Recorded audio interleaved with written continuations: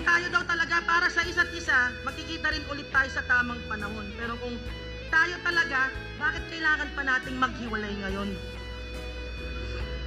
Oh, bakit natin kailangan maghiwalay ngayon?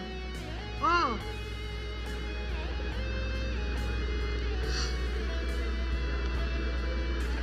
maging maayos lang yung buhay mo. Okay lang kahit hindi mo na ako balikan. Magiging masaya ako para sa'yo kahit di na ako yung dahilan. Aminado ako, nung nawala ka, kala ko di ko kakayanin. Pero mas mahirap pala kung hanggang ngayon, di pa rin ako aamin. Oo, mahal kita. Pero kahit mahal mo, dapat mo ding palayain. Kasi minsan may mga bagay na kailangan talagang mawala para lang mabalik yung sarili natin. Kaya kung babalik